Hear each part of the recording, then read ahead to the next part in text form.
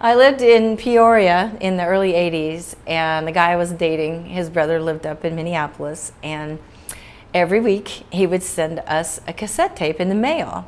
And we had this group of people, and we would all get together and listen to it top to bottom, all the way through, just everybody completely intent. And a lot of times I would learn a song off of the show that week from one of the artists that were performing or whatever, and put it in my show where I was playing in coffee houses and little bars at the time. And you know, it was a big influence on me in the beginning of my musical work and career.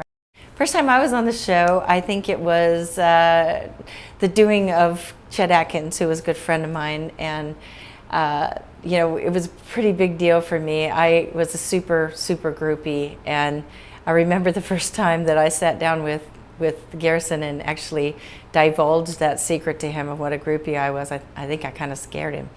I actually got to do a month-long tour with the gang called the Rhubarb Tour, and that was a memory I'm never going to forget. I felt I wanted to cry when I left. In fact, I did cry.